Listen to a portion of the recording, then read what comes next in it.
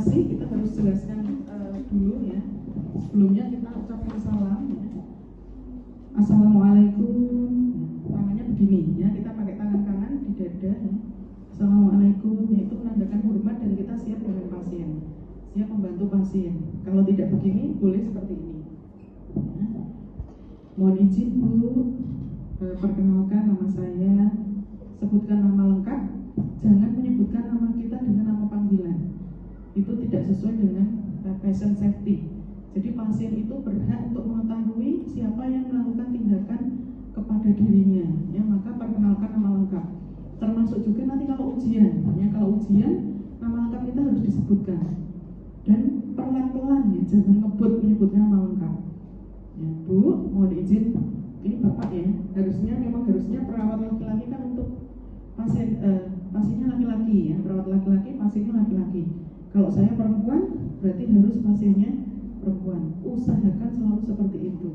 Kecuali kalau dalam kondisi darurat ya, darurat mengancam nyawa, tidak ada yang lain, tapi mungkin tidak bisa melakukan, nah itu namanya darurat ya, boleh trans atau lintas ya, lintas jenis kelamin yang berbeda.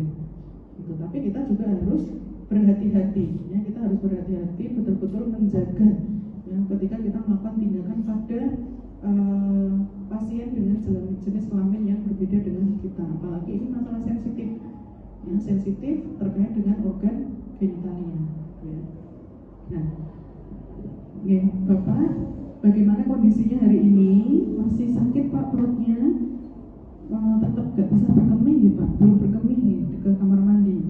Nah, kita validasi dulu ya, atau boleh bertanya, Pak, semalam bagaimana tidurnya, nyenyak atau tidak?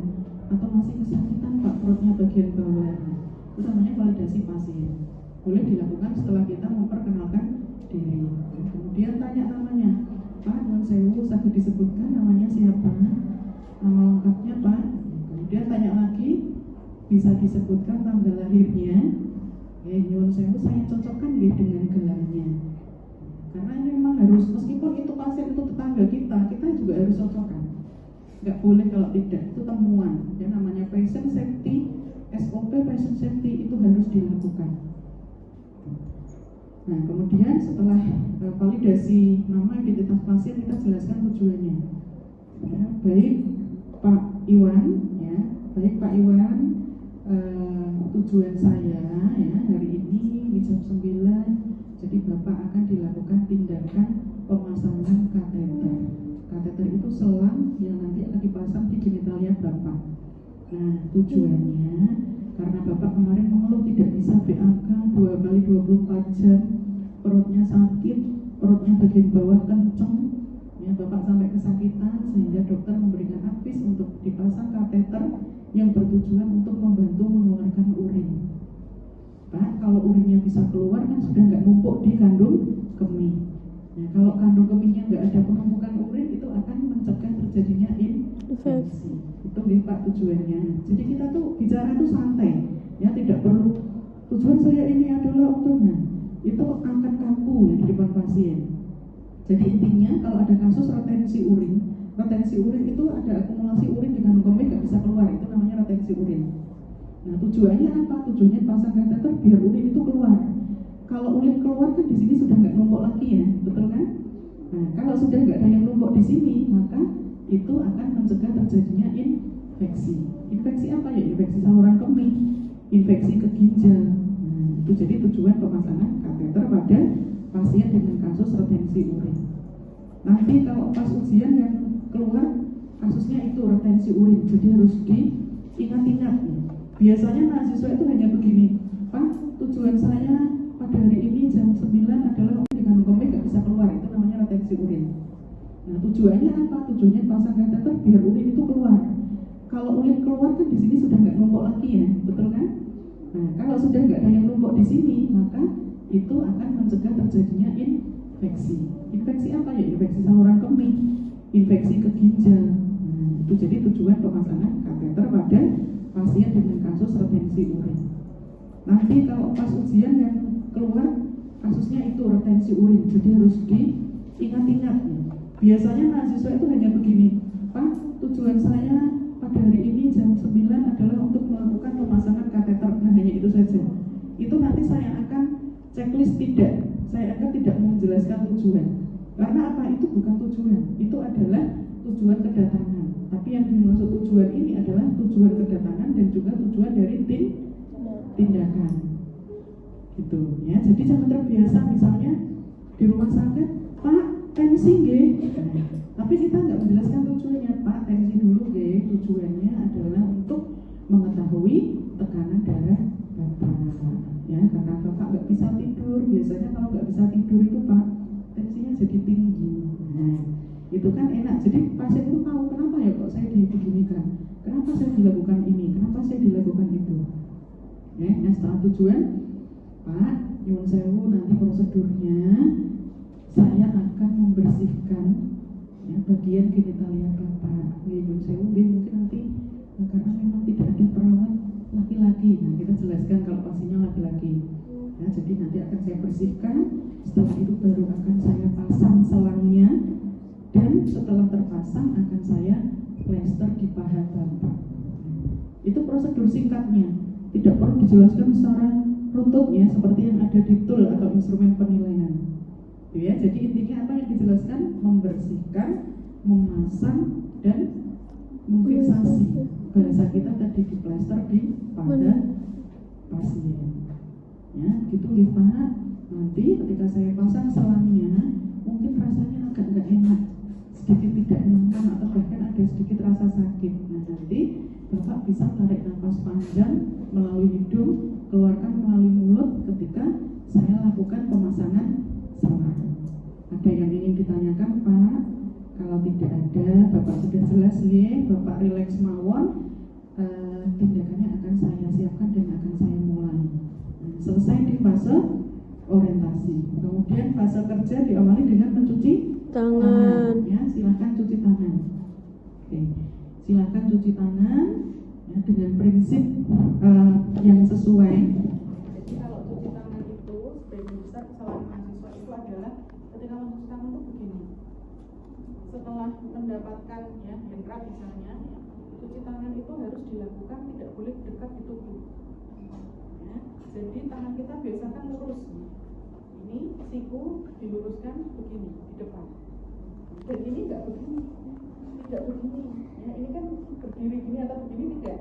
Ya, tapi mendatar. Yang ini supinasi, ya, ini tengadah, ini telungkup. Nah, jadi begini tindakannya. Nah, nanti begini. Ya, itu kesalahan yang sering dilakukan mahasiswa pada begini.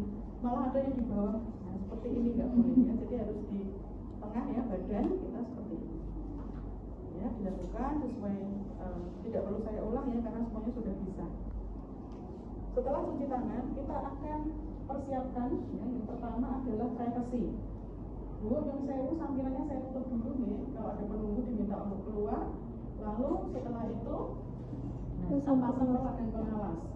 Pak, Bu, saya pasang pengawas dulu sama perlatnya biar nanti kalau ada yang basah tidak tembus ke kasur ya, tidak tembus ke bed. Bapak bisa minta tolong miring ke kanan, miring ke kiri Pak sekarang.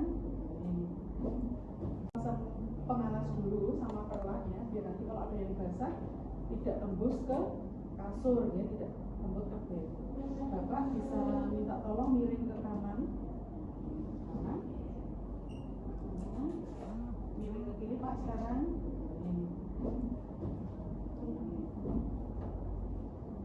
Ya, perlatnya sudah terpasang. Nah, setelah itu ini sebetulnya masih privacy ya, privacy dan perlat itu jadi satu. Kita pasang hasilnya selimut mandi. Ya, selimut mandi dipasang. Selimut mandi itu ini. Nanti selimut yang dipakai pasien kita lepas. Saya minta saya pasang selimut mandinya. Sekarang Pak, ini sampel saya pasang. Sekarang saya mulai untuk membersihkan genitalia Bapak. Ini saya karena ini nanti dipasangnya ini melalui genitalia, jadi Bapak harus dilepas celana bagian bawahnya. Ya, baik itu celana luar maupun celana dalam. Yang saya Bapak bisa melepas sendiri atau mau saya bantu. Jadi Bapak diminta dipersilahkan untuk melepas sendiri jika bisa. Kalau tidak baru kita bantu. Oke, baik, Bapak bisa melepas dulu nih sambil saya menyiapkan alatnya. Nggak usah ditungguin, pasiennya dibiarkan untuk membuka celana yang kita persiapkan. Nah, saat persiapan alat itu langsung siapkan semuanya. Dibuka, bak instrumen dibuka, ini penutup semuanya dibuka. Ini sudah disiapkan di sini.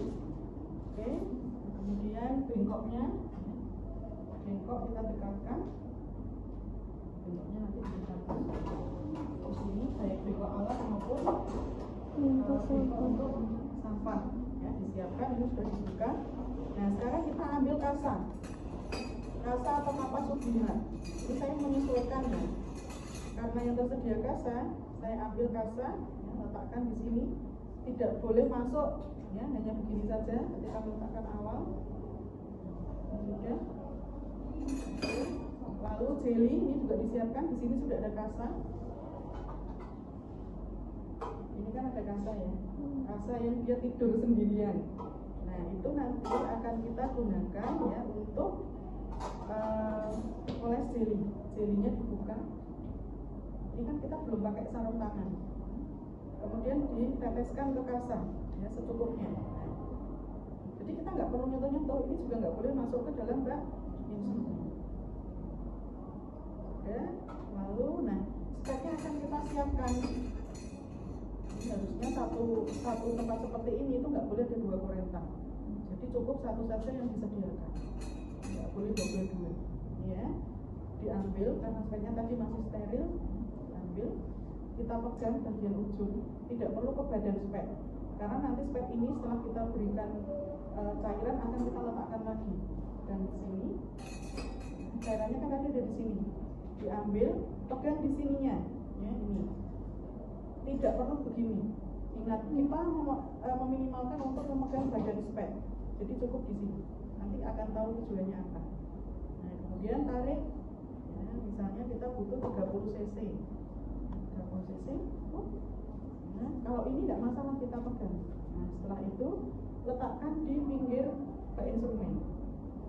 Ya, lihat semuanya ya. Nah, ini di pinggir bak instrumen seperti ini. Nah, di pinggir. Jadi ininya masih steril. Nah, ini sudah siap semuanya. Sudah siap. Baru kita memakai sarung tangan. Nah, sarung tangan yang bersih kita pakai dulu. Ini nggak disediakan ya, nggak ada sarung tangan bersih. Nah, pre-memori untuk sarung tangan bersih. Saya pakai sarung tangan. Pak, yang saya mungkin saya buka. Atur posisinya adalah dorsal recumbent. Jadi lututnya ditekuk. Ya, jadi kita siapkan, misalnya kita butuh 2, ya kita ambil 2. Nah, Pak, mohon izin deh untuk bersihkan. Jadi tangan kiri kita memegang penisnya. Kemudian ini ada tangan kita. Yang ini kan masih kita simpan di sini di lipatan jari. Yang ini yang untuk membersihkan. Ya, mulai dari atas, dari ujung penis, memutar, ya, terus sampai ke bagian bawah dan skrotum. Buang, diulangi sekali lagi, atas melingkar terus sampai ke bawah ke ujung penis dan ke skrotum. Dibuang. Oke, sudah selesai. Kalau kita membutuhkan untuk mengeringkan, misalnya terlalu agak basah, silahkan ambil kasa yang satu yang kering seperti ini, dikeringkan, ya, hanya di tap-tap saja. Kering. Ya, kemudian, nah sekarang kita akan melakukan pemasangan kateter. Ya, kita akan melakukan pemasangan kateter, dilepas dulu karena tadi sudah kotor ya, kena genitalia. Kalau pada wanita, cara membersihkannya sama, tapi ya arahnya dari atas ke bawah, nggak boleh dari bawah ke atas. Ya, dari sini labia mayora dulu. Misalnya kita dari kanan, berarti bersihkan yang dari kiri, dari atas ke bawah, dari atas ke bawah, dari atas ke bawah, lalu dibuka ke labia minora. Mayor itu yang besar, yang bagian luar. minora yang kecil ya, yang lebih berlipat ya, jadi dibersihkan juga dari atas ke bawah atas dalam bagian dalam. Baru nanti yang terakhir area perianal sama dibuat. Nah kalau pada wanita ini memang lubangnya ya, kalau kita buka seperti ini ada lubang yang paling atas. Nah itu adalah orifisium uretra eksternal. Jadi pastikan lubangnya adalah lubang yang paling atas. Soalnya kalau kita nanti turun ya, di mentok bagian bawah itu adalah vagina. Jadi bukan orifisium uretra eksternal. Itu sering salah karena kalau pantun ini memang jelas ya. Tapi nanti kalau pada manusia, apalagi manusia atau ibu-ibu yang sudah tua ya, itu kadang ada perbedaan atau perubahan dari anatomi tubuhnya. Jadi kita betul-betul harus hati-hati memastikan mana yang orifisium uretra eksternal.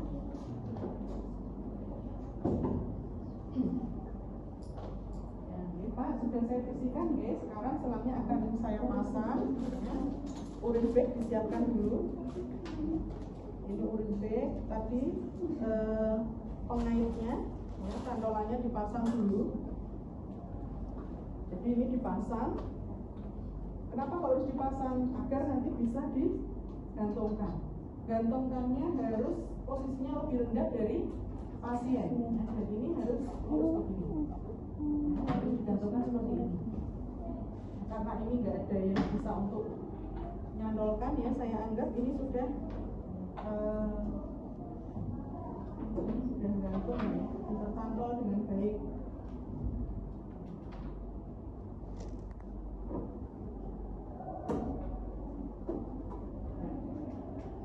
Sudah, ini sudah tergantung. Nah kemudian sekarang kita pakai handscrew steril ya, setelah disiapkan kateternya. Kateter itu kan harusnya tidak boleh terbuka ya. Jadi kateter itu harus berada pada kemasan yang tertutup. Jadi pastikan kalau kita ngambil kateter untuk dipasang ini harus tersegel semua. Kalau ada bolongan sedikit aja kita harus kembalikan ke apotek ya, untuk ganti yang baru. Jadi kita harus memastikan betul-betul steril ya. Nah ini disiapkan.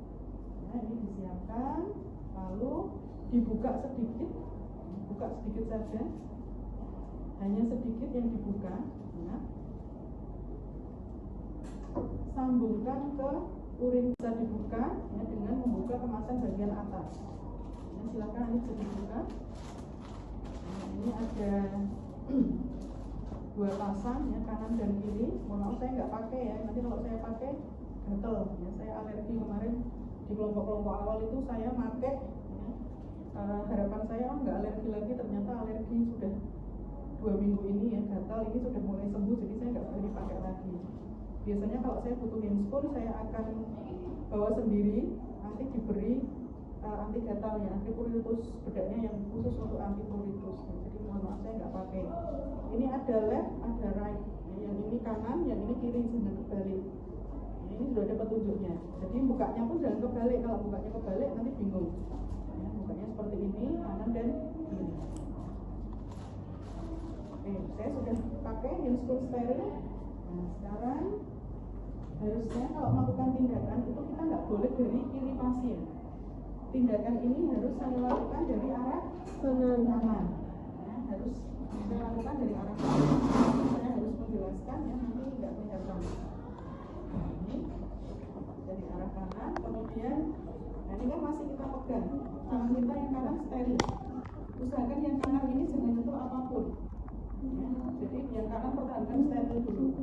Sekarang ambil kateternya, jangan nyentuh ininya. Kalau ini nyentuh nanti kita on dulu ya, jadi ambil kateternya ya di sini, tarik ke bawah.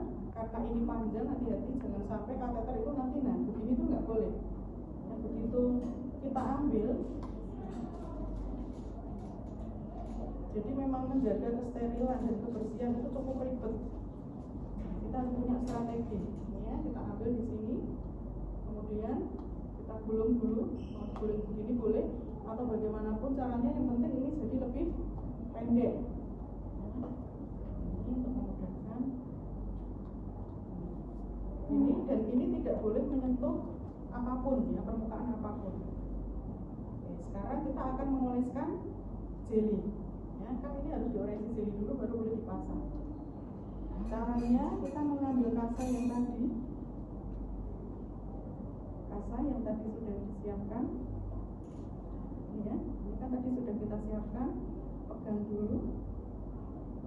Kasanya tadi sudah ada jelinya, karena jelinya sudah kita tuangkan di awal. Ya, kalau belum ya berarti kita ambil jeli dulu baru tuangkan. Caranya adalah begini, ya, jangan begini ya. Nanti ini kalau begini nanti kemana-mana. Ya, dari tangan kita ke atas, ke bawah, jauh dari alat, tempelkan saja. Kemudian pelapuk jadi dua, bawah. Hanya dengan satu kali usapan. Sudah selesai buat. Nah, tangan ini nanti kita akan gunakan untuk masang kateter. Sedangkan tangan kiri digunakan untuk memegang penis. Kalau pada wanita tangan kiri kita gunakan untuk membuka vulva. Kalau nggak dibuka nggak akan kelihatan lubangnya. Ya, jadi kita menggunakan tangan kiri kita untuk memegang area genitalia. Nah sekarang sebaiknya kita gunakan pinset. Kalau kita mau ngambil pinset, ini diukur dulu di tangan satunya. Pinsetnya diambil, nah, bisa diletakkan begini, diambil begini, atau letakkan dulu di pinggir bak instrumen. Nah, di pinggir bak instrumen, baru kita ambil ujungnya. Kemudian cepit, nyepitnya jangan begini. Kalau begini nanti ketika memasukkan ke lubang, nah dia akan, nah ini jadi lunak begini. Jadi kalau kita mau megangnya, biasanya kalau usil itu kan sering begini. Nah, tipsnya adalah ini senggol dulu. Nah, senggol dulu agar dia berhenti. Senggol dulu, ya, kemudian masukkan, baru telusur ke bawah. Di sini. Ini adalah area paling pas untuk meletakkan pinset kita nyepit di mana. Jadi agak ke bawah. Nah, sekarang kita pindah lagi di begini ya, gatal ini sudah mulai sembuh, jadi saya nggak perlu dipakai lagi. Biasanya kalau saya butuh handscoon, saya akan bawa sendiri, nanti diberi anti gatal ya, anti pruritus, bedaknya yang khusus untuk anti pruritus. Nah, jadi mohon maaf saya nggak pakai. Ini ada left, ada right. Yang ini kanan, yang ini kiri, jangan kebalik. Ini sudah ada petunjuknya. Jadi bukanya pun jangan kebalik. Kalau bukanya kebalik nanti bingung. Ya, bukanya seperti ini, kanan dan kiri. Oke, saya sudah pakai handscoon steril. Nah, sekarang harusnya kalau melakukan tindakan itu kita nggak boleh dari kiri pasien. Tindakan ini harus saya lakukan dari arah kanan. Ya, harus saya lakukan dari arah kanan. Saya harus menjelaskan ya, nanti nggak kelihatan. Ini dari arah kanan, kemudian nah ini kan masih kita pegang. Tangan kita yang kanan steril. Usahakan yang kanan ini jangan nyentuh apapun. Ya, jadi yang kanan pertahankan steril dulu. Sekarang ambil kateternya, jangan nyentuh ininya. Kalau ini nyentuh nanti kita on dulu. Ya, jadi ambil kateternya ya di sini, tarik ke bawah. Karena ini panjang, hati-hati jangan sampai kateter itu nanti begini tuh nggak boleh. Ya, begitu kita ambil, jadi memang menjaga kesterilan dan kebersihan itu cukup ribet. Kita harus punya strategi. Ya, kita ambil di sini, kemudian kita gulung dulu, gulung begini boleh, atau bagaimanapun caranya, yang penting ini jadi lebih pendek. Ini untuk memudahkan. Ini dan ini tidak boleh menyentuh apapun ya, permukaan apapun. Oke, sekarang kita akan mengoleskan jeli. Ya, kan ini harus diolesi jeli dulu baru boleh dipasang. Caranya kita mengambil kasa yang tadi sudah disiapkan. Ya, ini kan tadi sudah kita siapkan. Pegang dulu. Kasanya tadi sudah ada jelinya, karena jelinya sudah kita tuangkan di awal. Ya, kalau belum ya berarti kita ambil jeli dulu baru tuangkan. Caranya adalah begini. Ya, jangan begini ya. Nanti ini kalau begini nanti kemana-mana.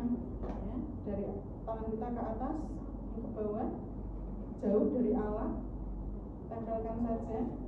Kemudian pelapuk jadi dua, bawah. Hanya dengan satu kali usapan. Sudah selesai buat. Nah, tangan ini nanti kita akan gunakan untuk masang kateter. Sedangkan tangan kiri digunakan untuk memegang penis. Kalau pada wanita tangan kiri kita gunakan untuk membuka vulva. Kalau nggak dibuka nggak akan kelihatan lubangnya.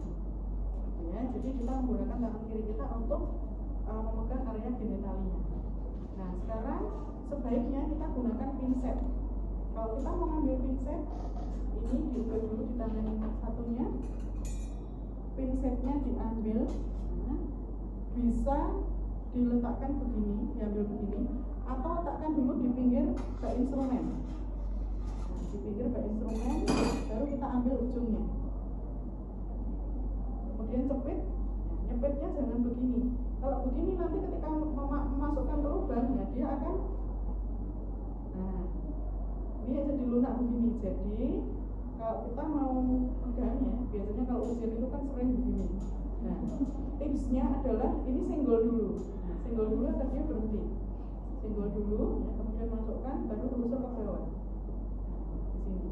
Ini adalah area paling pas untuk meletakkan pinset kita nyepit di mana. Jadi agak ke bawah. Nah, sekarang kita pindah lagi di begini. Kita pindah lagi, ini mulai dibuka. Ya, Pak, saya pasang dulu, ya. Bapak bisa mulai tarik nafas panjang, ya, melalui hidung, keluarkan melalui mulut. Jangan lupa baca Bismillah. Nyuwun sewu, saya mulai, ya, Pak, pemasangannya. Ini harus tegak lurus ke atas, dari atas ke bawah, lubangnya ada di atas. Nah, ini jadi lunak begini. Jadi kalau kita mau megangnya, biasanya kalau ujian itu kan sering begini. Nah, tipsnya adalah ini senggol dulu. Nah, senggol dulu agar dia berhenti. Senggol dulu, ya, kemudian masukkan, baru telusur ke bawah. Di sini. Ini adalah area paling pas untuk meletakkan pinset kita nyepit di mana. Jadi agak ke bawah. Nah, sekarang kita pindah lagi di begini. Kita pindah lagi, ini mulai dibuka. Ya, Pak, saya pasang dulu, ya. Bapak bisa mulai tarik nafas panjang, ya, melalui hidung, keluarkan melalui mulut. Jangan lupa baca Bismillah. Nyuwun sewu, saya mulai, ya, Pak, pemasangannya. Ini harus tegak lurus ke atas, dari atas ke bawah, lubangnya ada di atas. Bismillahirrahmanirrahim. Saya pasang, ya, Pak, tarik nafas panjang, ya, Pak. Nah, masukkan. Sambil kita lihat apakah urin sudah keluar memenuhi selang. Ya, urinnya dilihat sudah keluar atau belum. Kalau urinnya sudah keluar, misalnya ini urinnya sudah keluar, berarti selang ini sudah masuk ke vesika urinaria. Ya, sudah masuk ke vesika urinaria. Anggap saja ini sudah masuk. Kalau sudah, kemudian kita akan ini dibuang dulu, letakkan dulu di bengkok dan tempat alat. Setelah itu kita akan lakukan fiksasi. Fiksasi, ambil, letakkan di bagian selang, ya, di jalur yang ada hijaunya. Ya, ini letakkan, kemudian dorong, putar dulu biar kencang. Baru nanti kita masukkan cairannya. Ya, kita masukkan cairannya. Setelah dimasukkan cairan, kita cek dulu. Ini ditarik. Keluar enggak? Keluar enggak? Enggak. Karena selangnya sudah kita kunci. Jadi ini saya tarik. Ya. Kalau ini ditarik dia nggak ikut keluar, ya, biasanya kan kalau nggak terkunci kan dia akan ikut keluar, akan tertarik. Ini tidak tertarik, berarti dia sudah mengunci. Sekarang saya tunjukkan. Jadi misalnya ini sudah masuk, ya, ke lubang, ini masuk seperti ini. Saya akan tunjukkan bagaimana tadi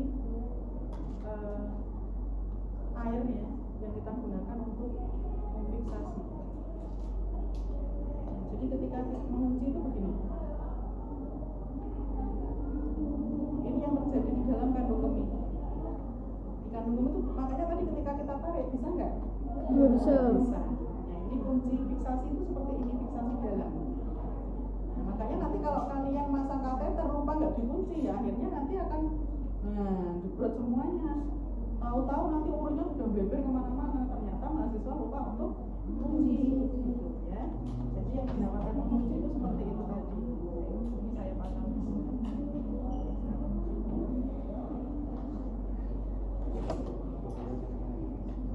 Nah, sekarang sudah dikunci, ya, ini dibuang. Ya. pemasangannya sudah selesai. Sekarang tinggal saya plester nggih. Mulai dilepas, kita lepas plasternya tadi mana ya? Dilepas. Kita sudah nggak pakai sarung tangan lagi. Nah, di pabrik ini bagian ini tuh ada tengahannya ya, ada potongannya.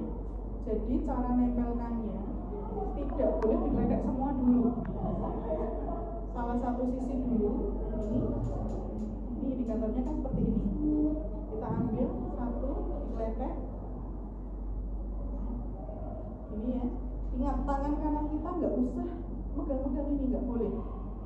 Jangan sekali-kali tangan kita memegang area yang ada perekatnya. Nanti kalau sudah lengket di area tangan kita, nanti akan susah. Kita akan bingung sendiri karena biasanya mahasiswa sibuk untuk meluruskan, padahal nggak bisa. Di pabrik ini daya rekatnya cukup kuat.